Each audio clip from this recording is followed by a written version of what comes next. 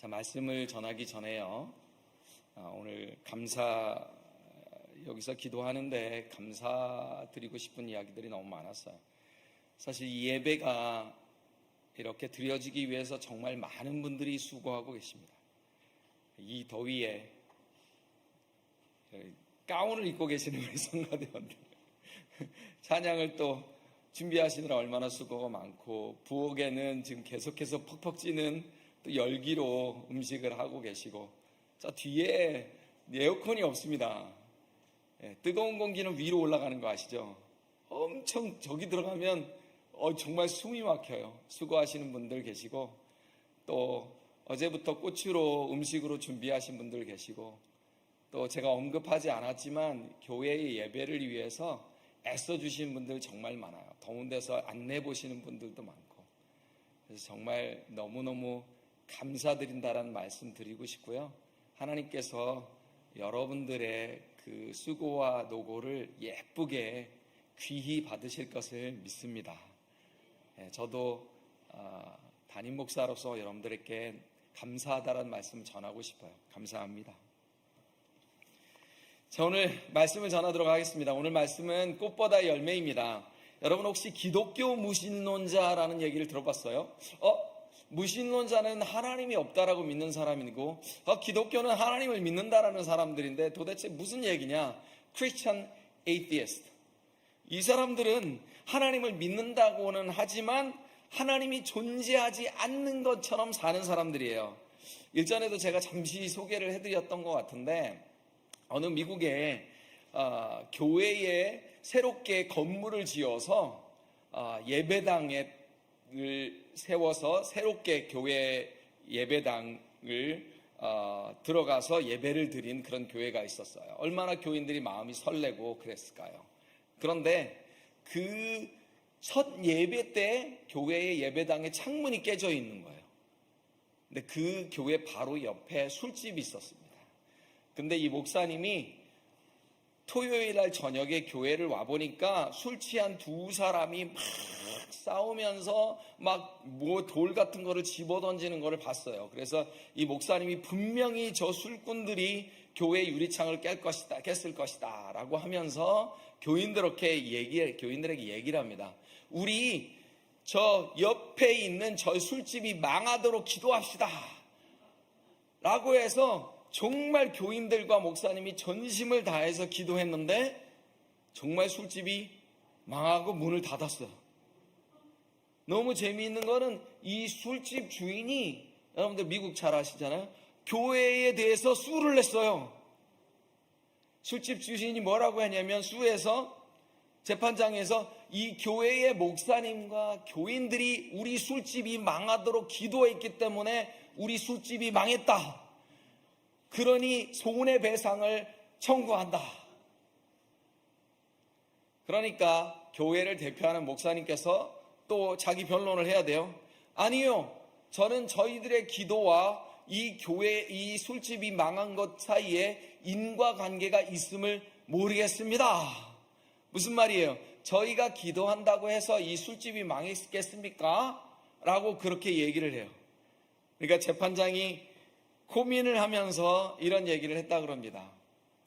기도의 능력을 믿는 술집 주인과 기도의 능력을 믿지 않는 목사님 사이의 아이러니를 어떻게 해결해야 될 것이냐 라고 해서 굉장히 당혹스러워했다라는 이야기가 있습니다. 기도의 능력을 믿지 않는 기독교 무신론자들의 모습이 바로 오늘 나와 있는 본문에 열매가 없는 포도나무 가지와도 같다라는 생각을 해봤습니다. 포도나무의 가지에 붙어 있으면 포도나무 열매를 맺는 것이 너무나 당연한데 열매를 맺지 못하고 교회에 열심히 다니고 교회의 중직을 맡고 있고 또 심지어는 교회에서 사역자라고 목사라고 전도사라고 불리고 있는 사람일지라 할지라도 예수님께서 원하시는 열매를 맺지 못하는 사람들이 많이 있다라는 거예요. 열매를 맺지 못하는 가지는 농부이신 하나님께서 기뻐하시지 않는다라는 얘기예요. 농부는 꽃보다 꽃보다 아름다운 열매들을 거둘 때 그 기쁨이 말할 수가 없다라는 거예요. 꽃은 화려하고 예쁘지만 열매는 더 값지다라는 거예요. 사람들은 꽃이 너무너무 예쁘니까 꽃병에 꽂아요. 그렇지만 얼마 지나지 않아서 시들어 보여요. 사진 한번 보여주시겠어요? 지난주 꽃이에요. 수요일 날 제가 찍었어요. 저 장미꽃이 얼마나 탐스러웠는지 몰라요. 그런데 계속 겸손해지더니 땅밑같이 고개를 떨구고 있어요. 불과 며칠 사이에. 여러분, 얼마 지나지 않아 시들어버린 저 꽃을 저희가 박물관에 보관했을까요? 어떻게 했을까요? 버렸지요. 예. 우리 인생이 다 이와 같은 것 같아요. 꽃과 같은 것 같아요. 청년의 때, 장년의 때는 정말 참 아름답습니다. 이 세상에 아무리 예쁜 화장을 한다라고 해도, 그쵸? 젊음만은 화장이 없는 것 같아요. 그쵸? 저도 거울 보면서 깜짝 놀랍니다. 너 누구냐? 깜짝 놀랄 때가 있어요. 제가 아닌 것 같은 거죠. 때로는 제 목소리를 녹음하고서 들을 때, 어머, 누구 목소리지? 내 목소리가, 죄송합니다, 왜 이렇게 늙었지? 이럴 때가 있어요. 백발이 되고 주름이 생기고 허리는 굽고 육체가 약해지고 사람들에게 잊혀지는 것이 바로 인생이다라는 거예요. 그래서 성경은 인간의 연약성을 성경의 꽃에다가 많이 비유했어요. 욥 14장 2절에 보니까 욥기에 그는 꽃과 같아서 자라나서 시들며 그림자같이 지나가며 머물지 아니한다라고 했고요. 그리고 시편 103편 15절에는 인생은 그날이 풀과 같으니 그 영화가 들의 꽃과 같다라고 했고, 베드로전서 1장 24절에는 모든 육체는 풀과 같고 그 모든 영광이 풀의 꽃과 같으니 풀은 마르고 꽃은 떨어진다라고 이야기를 했어요. 하지만 꽃이 떨어지는 것이 절망적인 것만은 아니다라는 거예요. 우리 인생의 열매를 맺으려면 꽃이 떨어져야 열매를 맺는다라는 거예요. 그러니까 인생의 황혼기, 노년기에 접어들었다라는 얘기는 우리가 열매를 맺을 수 있는 더 많은 준비가 되어 있다라는 얘기예요. 예수님은 오늘 본문에서 우리에게 열매를 맺을 수 있는 방법을 제시하고 계세요. 나는 포도나무여 너희는 가지니 그가 내 안에 내가 그 안에 거하면 사람이 열매를 맺는다. 내가 참 포도나무고 너희가 가지니 거하기만 하면 된다라고 말씀하시는 거예요. 너희는 가지다. 가지가 될 수도 있다. 가지가 되어라 라고 말씀하지 아니하시고 이미 너희는 가지다. 그러니 거하기만 하여라. 요한복음 15장에는 거한다라는 얘기가 무려 11번이나 기록이 되어 있습니다. 이 거한다라는 얘기는 머물다, 원래 있어야 할 자리에 있다라는 뜻이에요. 우리 죄가 무슨 뜻이에요? 자기 자리를 벗어나는 것을 죄라 그래요. 우리 죄라고 할 때 탈선이라고 그러잖아요. 기차가 레일에서 벗어났을 때 탈선이라고 하는데, 죄라는 것은 우리가 머물러야 하는 그 자리를 벗어났을 때 죄라고 하는 것이고, 거한다라는 것은 그 우리가 머물러야 하는 그 자리에 그대로 있는다라는 뜻이에요. 쉽게 말하면 예수님을 떠나지 말고 예수님과 함께 붙어 있어야 한다는 얘기예요. 무슨 얘기일까요? 예수님과 성도들 사이에 생명적인 관계가 형성이 되어진다는 것입니다. 아무리 예쁜 꽃도, 정말 저희도 이 꽃, 예쁜 꽃들 누구에게 선물 받으면 정말 이 꽃을 오래 살려보려고 애를 써요. 어떻게 해요? 물도 갈아주고요, 햇볕도 세게 해주고, 또 이런 꽃집에 가니까 이런 영양분도 있더라고. 영양분도 찢어서 넣어주고 해도 어떻게 돼요? 꽃이 이미 커팅된 꽃이기 때문에 오래가지 않더라고요. 생명 되신 예수님과 붙어있지 아니하면 생명을 이룰 수밖에 없는데, 그 생명 되신 예수님과의 관계에 있을 때만이 열매를 맺는데, 요한복음 15장에 이 열매라는 단어가 무려 8번이나 나와요. 그러니까 이 머물라, 거하라라는 단어가 11번이 나오고요. 그리고 열매라는 단어가 8번이 나와요. 여러분 구글에 가가지고 탁 가서 본문을 띄우고 컨트롤 F를 딱 누르고 열매라는 단어를 치면 이 열매라는 단어만 색깔이 딱 입혀서 나와요. 그래서 제가 세봤어요. 8번이나 나온다라는 거예요. 정말 중요한 얘기예요. 우리가 그리스도 안에 거함으로 열매를 맺게 되어지는데, 그렇다면 예수님께서 지금 말씀하신 포도나무 열매는 어떤 열매냐, 이게 중요하잖아요. 그죠? 포도나무 열매는 첫 번째로 성령의 열매다라는 거예요. 오늘 읽지는 않았지만 요한복음 15장 16절에 확실히 예수님께서 우리를 선택하신 이유가 있어요. 함께 읽을게요. 시작. 너희가 나를 택한 것이 아니요 내가 너희를 택하여 세웠나니 이는 너희로 가서 열매를 맺게 하고. 예수님께서 우리를 선택하신 이유는 우리의 인생에 화려한 꽃을 피우게 하기 위한 것이 아니라 열매를 맺기 위함이다라고 분명히 말씀하셨습니다. 꽃은 정말 아름답고 향기도 너무 좋아요. 그럼에도 불구하고 꽃 자체에는 생명이 없다라는 거예요. 아주 중요한 포인트입니다. 꽃 자체에는 생명이 없습니다. 그 생명 속에는 미래가 없어요. 그러나 열매에는 생명이 있고 미래가 있습니다. 열매 안에는 씨앗이 있죠. 그죠? 우리가 무심코 뱉어버린 그 수박씨가 수박을 맺게 하는 것처럼요.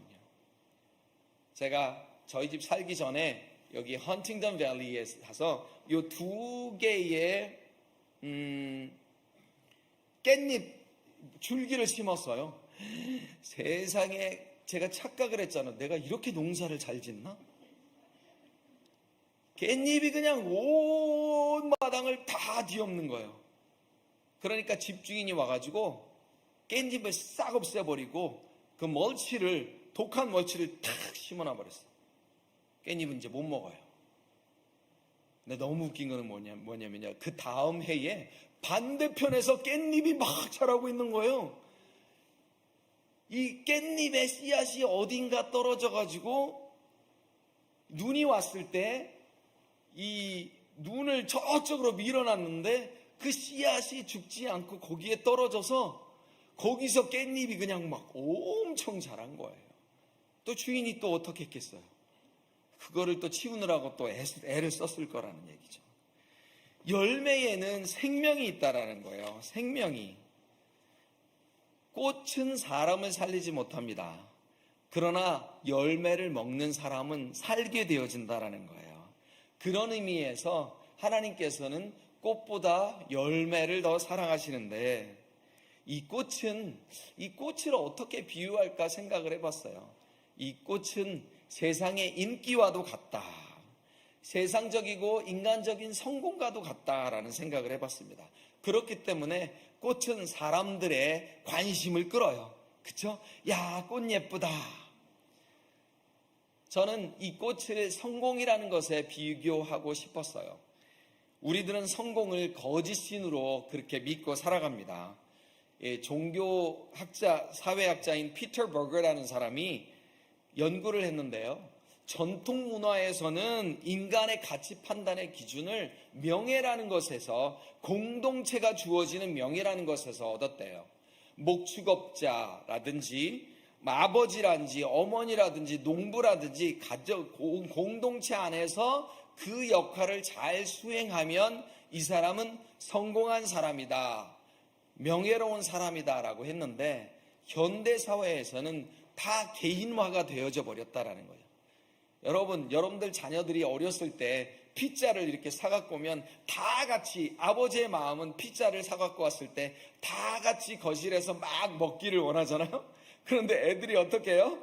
피자 슬라이스를 딱 하고 접시에다 하더니 어디로 들어가 버려요? 자기 방으로 들어가 버린다는 거죠.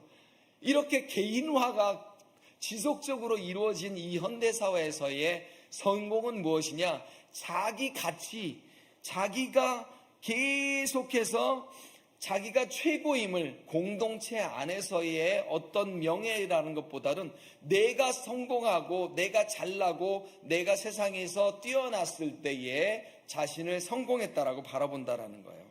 근데 문제는 무엇이냐? 이겨라. 네가 최고가 되어라. 2등은 기억하지 않는다. 라고 하는 이 생각과 사상이 어디에서요? 가정과 학교에서 연합이 되어 어렸을 때부터 그렇게 아이들을 양상하는 온실이 되고 있다라는 거예요. 그래서 이 세상에서의 성공이 최고의 가치가 되다 보니까 학생들이 대학의 전공을 선택하거나 또 졸업을 하고 직업을 선택할 때에 내가 어떻게 하면 사회와 국가를 위해서 유익한 그러한 삶을 살게 될까라기보다는 내가 어떻게 하면 나에게 유익이 돼서 더 돈을 많이 받는 직업을 갖게 될까를 생각한다는 거예요.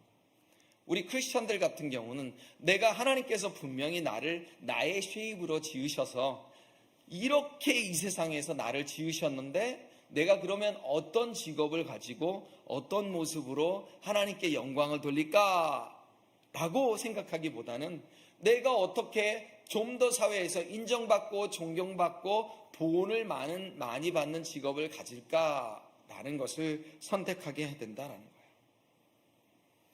그렇게 선택한 직업이 아이러니하게도 만족감을 주지 못한다라는 거예요.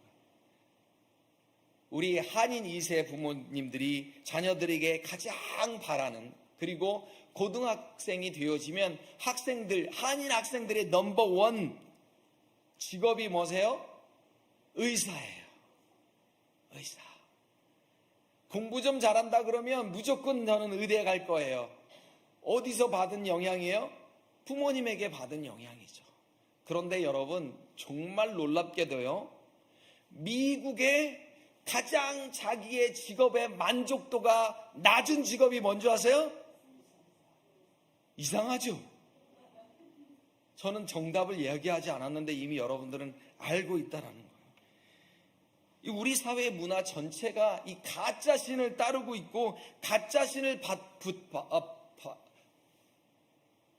받들어 섬기라고 그렇게 부추기고 있어요. 저도 거기에 예외가 아니었습니다. 그 신에게 저도 미련을 버리지 못하고 저도 아주 처절하게 살아왔어요.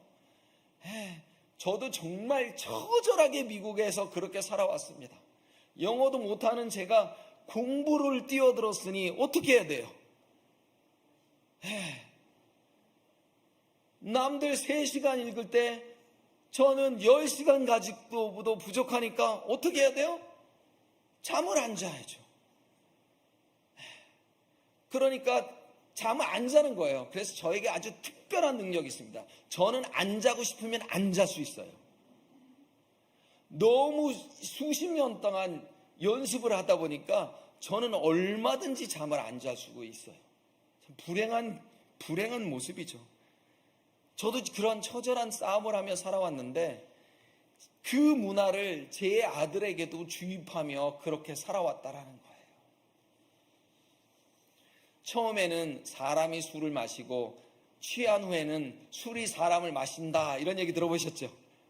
갑자기 설교하는데 그 단어가 생각이 났어요. 그래서 술이라는 단어를 성공이라는 단어로 바꿔봤어요.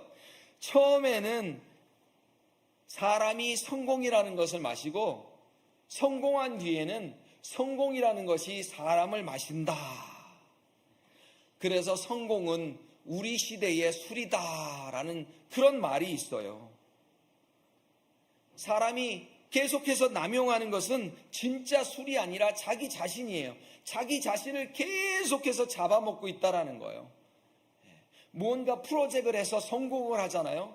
그러면 정말 그 희열이 이루 말할 수가 없습니다. 저도 그랬습니다. 교수님이 탁 제 페이퍼를 숙제를 가지고 칭찬을 하는 거예요. 미국 사람들 앞에서. 야, 보람이 있어요. 얼마나 보람이 있어요. 영어도 못하는 내가 이렇게 교수님한테 칭찬을 받으니, 그러면 그 다음번에는 어떻게 해요? 더 열심히 해요.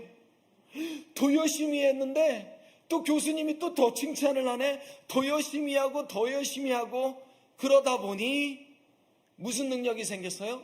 잠을 안 자는 능력이 생겼어요.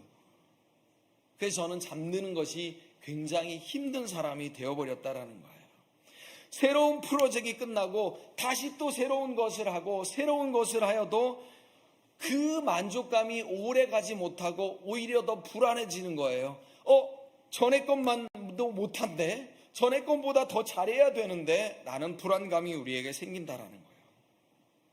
그래서 이 땅에 살아가는 성도들은 성공보다는 성화에 더 많은 관심을 가져야 되는데요. 이 성화가 무엇이냐? 성화는 그리스도를 닮아가는 것이다. 영어로는 sanctification이라는 거예요. success보다 sanctification을 더 중히 여기며 살아가야 되는데 점점점 더 예수 그리스도를 닮아가지고 거룩해지는 것을 성화라고 하는데 우리가 잘 알잖아요. 그 성화가 무엇이냐? 바로 성령의 열매를 맺는 것이다. 성령의 열매는 사랑과 희락과 화평과 오래 참음과 자비와 양성과 충성과 온유와 절제다. 제가 이 성령의 열매에 대해서도 여러 번 설교를 했지만 이번에 또 성령의 열매를 이렇게 생각해 보면서 제가 전에 깨닫지 못했던 것들을 깨달았어요. 이 9가지 열매가 다 공통적으로 뭐가 있냐면 타인지향적이다라는 거예요. 나를 위한 열매가 아니고 다 사랑을 비롯해서 전부 다 공통적으로 타인지향적이고 관계적이고 공동체적인 것이다 라는 것을 발견하게 되어졌어요. 자기중심적인 세상에서 성령의 열매는 나 중심이 아니고 자기 중심이 아니라 다른 사람 중심으로 살아가는 것이 바로 성령의 열매다라는 것. 내 중심으로 살아가는 것이 뭐예요? 그게 바로 죄의 본질인데 성령의 열매는 바로 관계 중심적인 삶을 살아가는 것이다. 이 성령의 열매는 우리 마태복음 5장에 나오는 착한 행실과도 같이 연결되어 있다는 생각을 해보았어요. 마태복음 5장 16절 같이 읽겠습니다. 시작. 이같이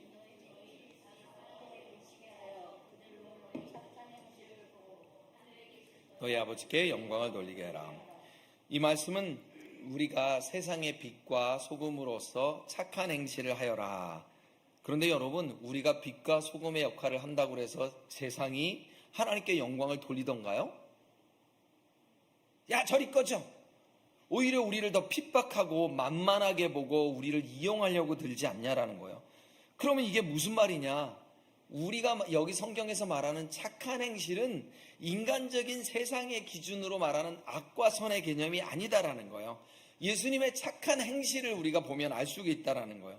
예수님의 착한 행실은 어떻게 드러났어요? 자기 비움, 자기 부인, 자기 십자가로 착한 행실이 드러났다라는 거예요.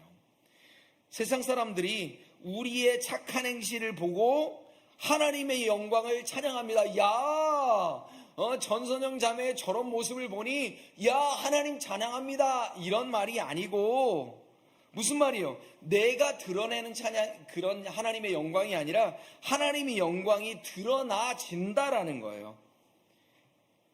하나님의 영광이 드러나지는 것이지 사람들이 찬양을 하나님께 영광을 돌리는 것이 아니다라는 거예요. 성공이 왜 복음과 배치가 되냐면요. 복음이 하나님의 역사라고 한다면 성공은 바로 내 잘났다고 하는 나의 자랑이 되어진다라는 거예요. 꽃의 영광은 잠시뿐이라고 말씀을 드렸어요.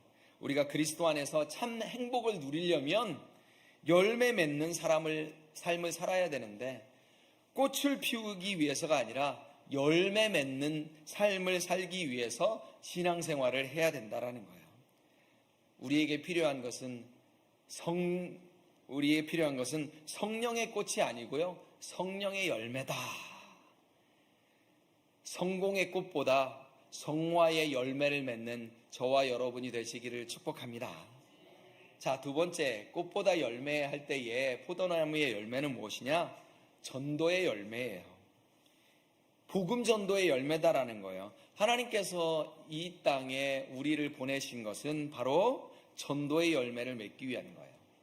19세기에 D.L. 무디 선생님 잘 아시죠? 이분이 이런 얘기했어요. 하나님의 교회에는 벙어리들이 참 많다. 자녀가 태어났을 때 벙어리 자녀가 태어나면 부모들의 마음은 찢어진다. 그러나 하나님의 자녀 가운데 벙어리가 많다라는 것을 생각해 본 적이 있는가? 교회에는 그런 사람들로 가득 차 있다. 그들은 그리스도를 증거하지 못한다. 그들은 정치 이야기할 때, 예술 이야기할 때, 경제 얘기할 때, 과학 이야기할 때, 유행 얘기할 때 엄청나게 많은 이야기를 쏟아내지만 하나님의 이야기를 할 때는 침묵한다. 하나님의 아들에 대해서는 벙어리이다. 여러분 그렇지 않습니까? 저희가 다른 이야기들은 정말 달변인데도 불구하고 하나님에 대한 이야기할 때는 우리가 입을 꼭 다물고 있다라는 거예요.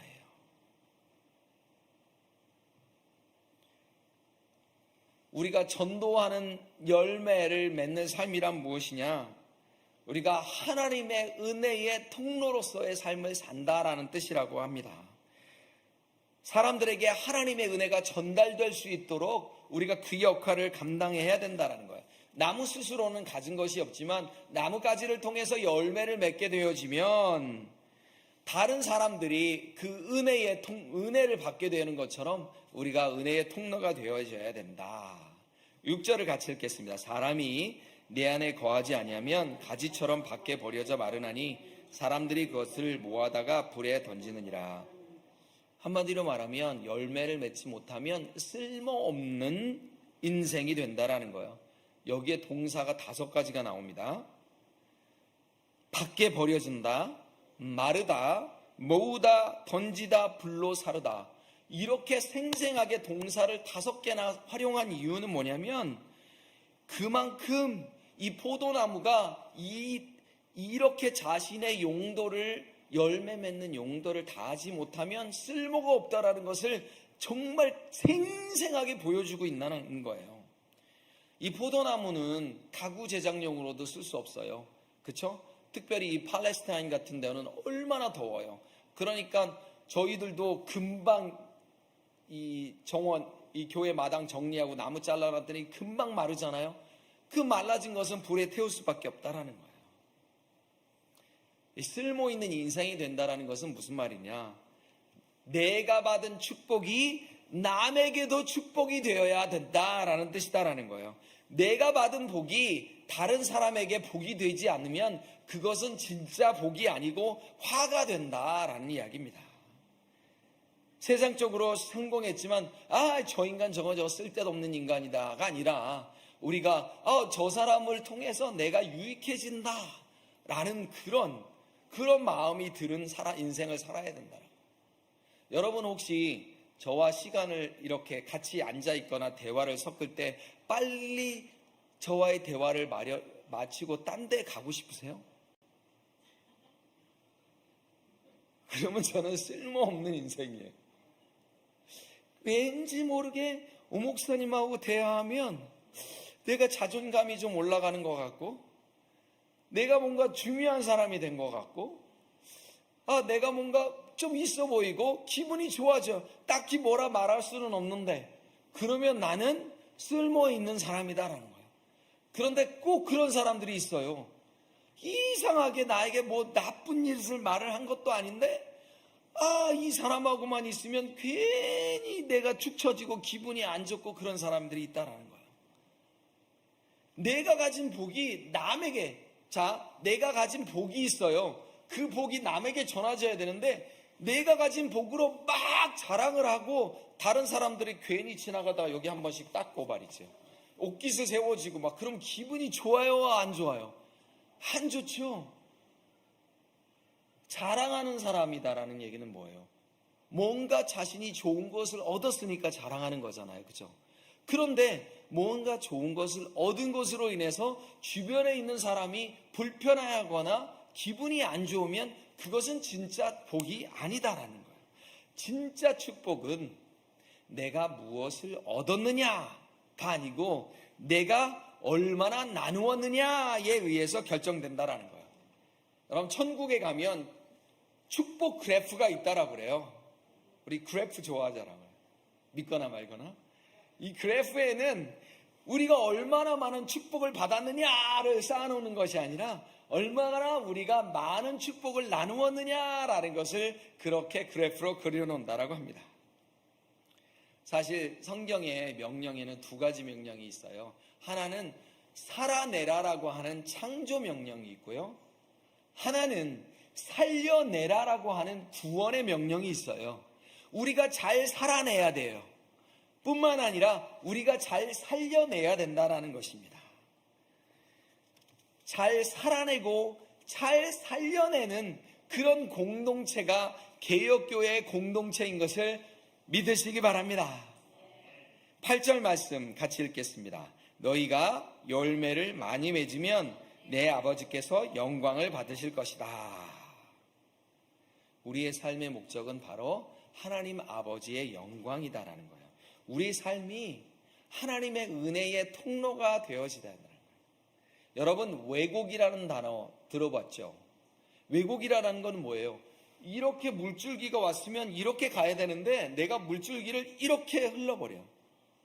우리가 distort 한다고 그러잖아요. 영어로는 이렇게 reflect를 해야 되는데 엉뚱한 곳으로 reflect를 하고 찌그러져 버리는.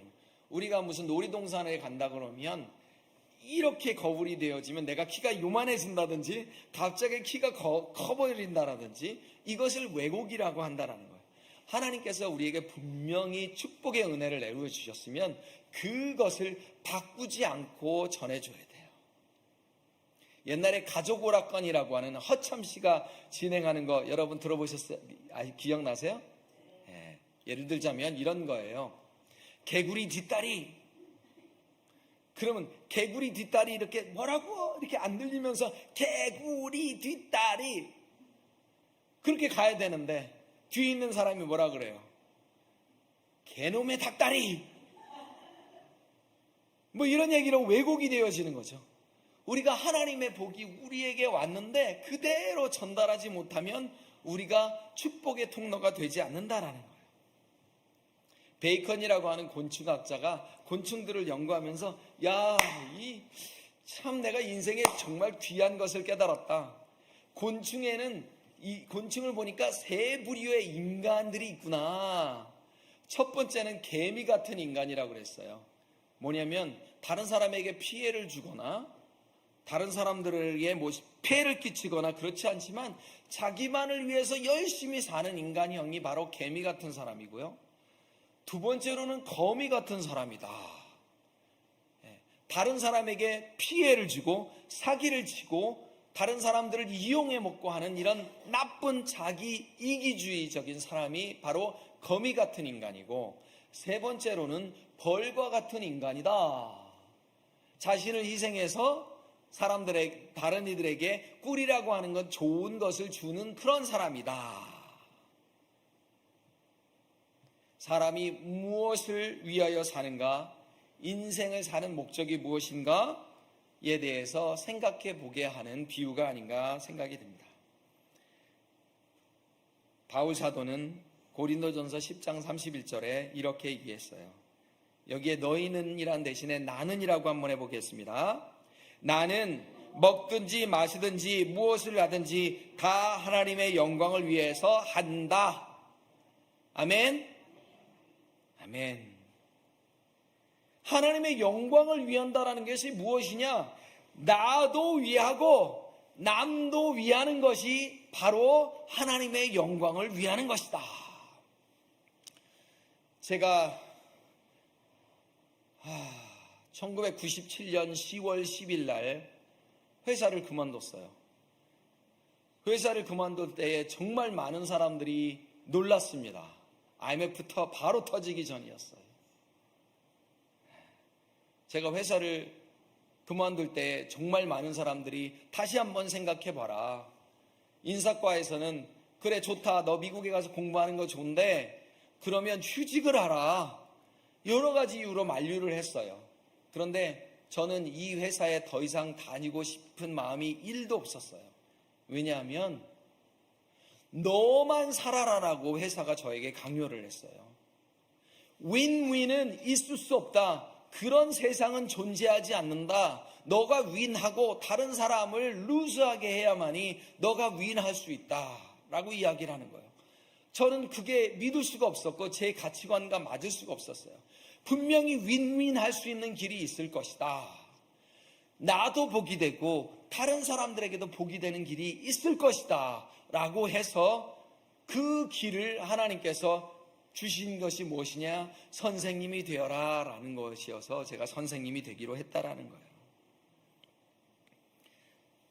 축복의 통로가 되어지는 삶. 제가 말씀드렸잖아요. 별명이 CD 플레이어였다고. 학점을 C하고 D만 맞아가지고 CD 플레이어였어요. 그래서 제가 왜 공부를 못하는지 저는 정말 잘 알아요. 공부 잘하는 수재들은 이 공부 못하는 아이들이 문제를 어떻게 접근하는지를 이해를 못해요. 왜? 아마 전선영 자매는 그런 걸 모를 거예요. 공부를 못 해본 적이 없으니까 몰라요. 그런데 저는 공부를 못 해봤기 때문에 제가 학생들을 가르치면서 너 3번 썼지. 어떻게 알아요? 야, 내가 공부 못했을 때 나도 3번 썼어. 너 맞았는데 너 찍었지? 어떻게 알아요? 야, 너는 2번 정답을 맞출 수 있는 레벨이 아니야. 너는 그냥 어떻게다가 찍은 거야. 제가 공부를 진짜 못했었기 때문에 제가 미국에서 가르치며 잘 먹고 잘 살 수 있었어요. 제가 템플 대학에서 7년 동안 라이팅 센터에서 학생들을 가르치면서 제가 학생들의 마음도 알고 교수의 마음들도 아니까 제가 학생들을 도울 수 있었다라는 거예요. 윈윈이. 그래서 나도 이롭고 학생들도 이롭고 축복의 은혜의 통로가 되는 사람이 바로 루세 이야기에 잘 나와 있어요. 루세는 두 가지 사람이 기록되어 있습니다. 품삯을 받고 곡식을 베는 사람이 있고 또 그냥 뒤따라 다니면서 곡식을 줍는 사람이 있어요. 품삯을 받고 베는 사람은 감사하지 않습니다. 당연히 싹수로 여기죠. 수고는 내가 열심히 일했으니까 받는 거야 라고 생각해요. 그래서 로마서 4장 4절은 뭐라고 얘기하냐면 일하는 자에게는 그 싹이 은혜로 여겨지지 아니고 보수로 여겨진다. 일했으니까 당연히 여겨지는데요. 떨어진 이삭을 줍는 사람들은 뭐예요? 그것을 은혜로 여긴다라는 거예요. 은혜로 여기다. 우리는 그렇게 떨어진 이삭을 받은 은혜를 받은 사람들이다라는 거예요.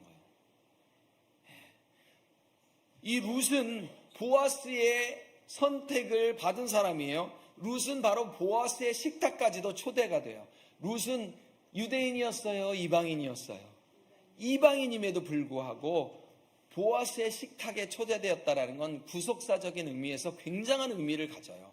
무슨 말이냐? 유대인이건 헬라인이건 이방인이건 상관없이 구원의 식탁에 초대되어 수 있다라는 것이에요. 그 이방인들과 유대인들과 헬라인 모두가 같이 공동체의 같은 멤버가 된다라는 아주 중요한 얘기예요. 무슨 이야기예요? 나 같은 사람도 하나님의 은혜를 받을 수 있다라는 귀한 것을 보여주는데, 그렇다면 이 귀한 은혜를 받은 내가 다른 사람들도 이 식탁에 참여할 수 있도록, 이 공동체에 참여할 수 있도록 내가 다른 사람들을 인바이트 해야 된다는 얘기예요. 그렇지 않으면 제거될 수밖에 없다라는 거예요. 예수님을 떠난 자의 삶은 바로 버리워져 불에 타버릴 수밖에 없는 삶이다 라고 얘기하시면서 예수님께서 마가복음 3장 12절에 이렇게 말씀하셨어요. 시작. 손에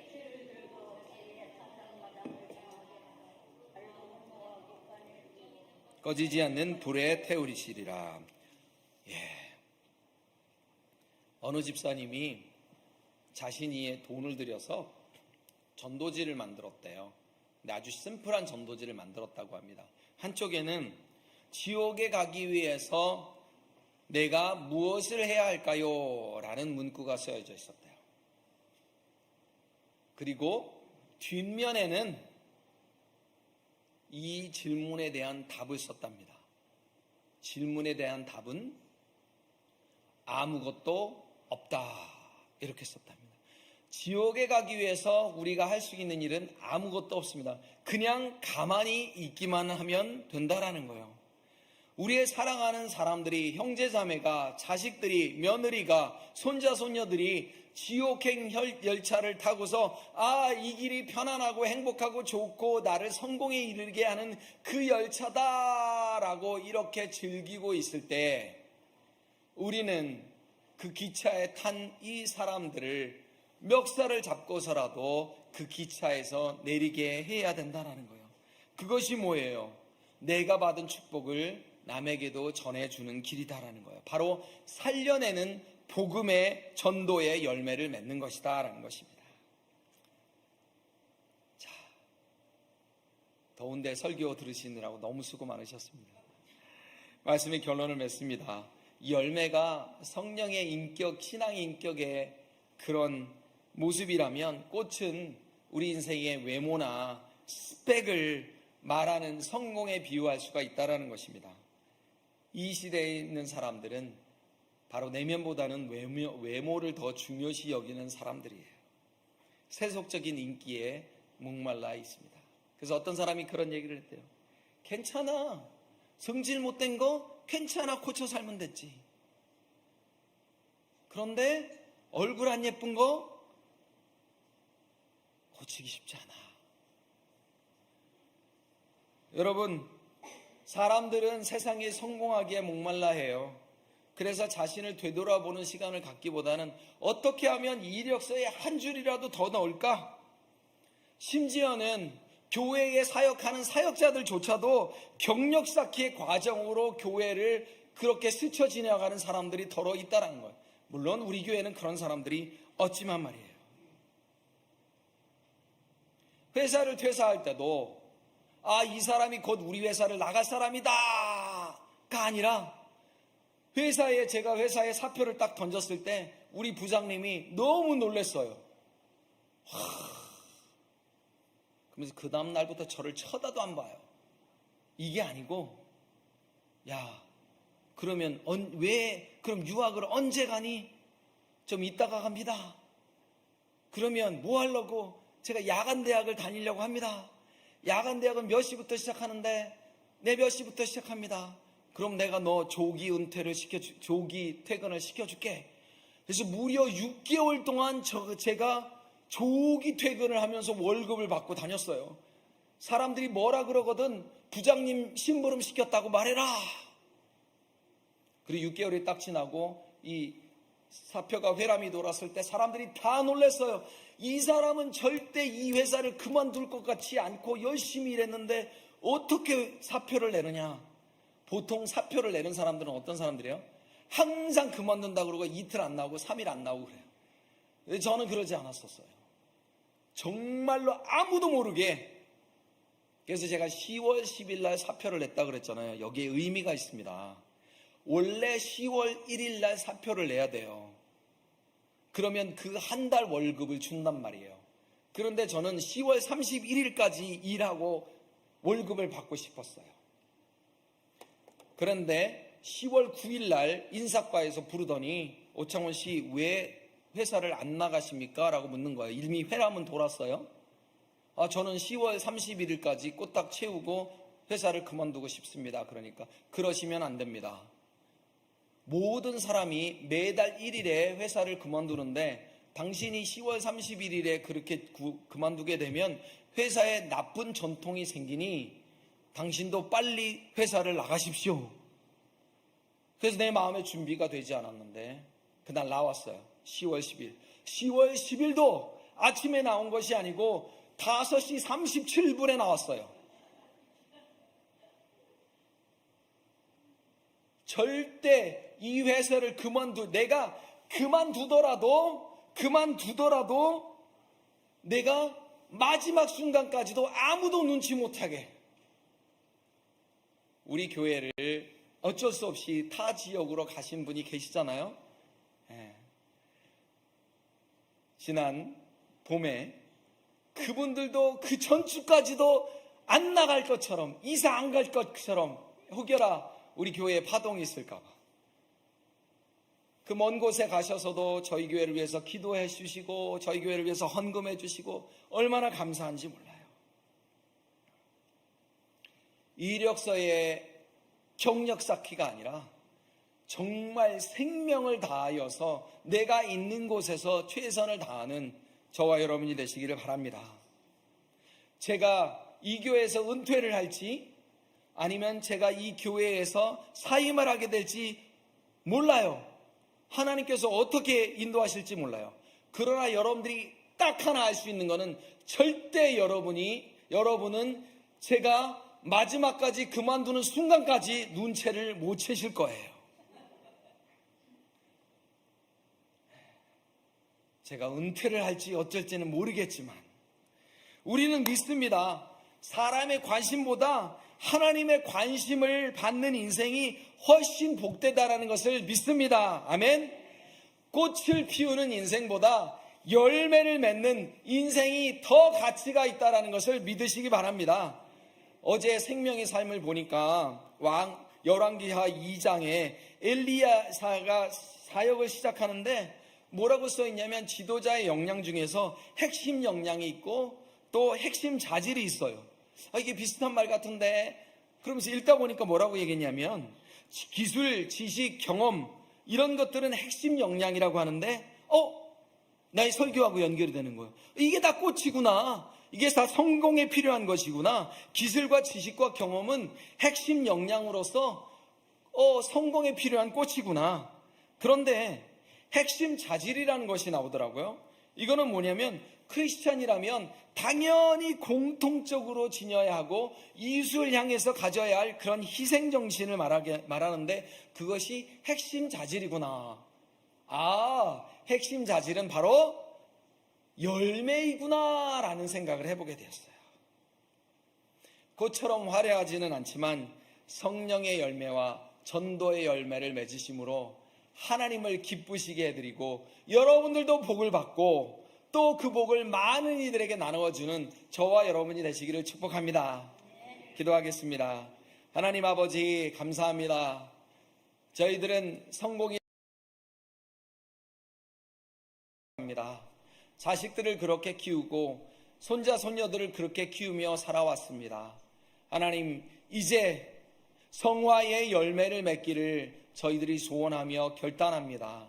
하나님 아버지 저희들이 예수 그리스도를 더욱 닮아갈 수 있도록 도와주시고 이 세대의 문화의 속임에 속지 아니하도록 축복하여 주시옵소서. 예수님의 이름으로 기도합니다. 아멘.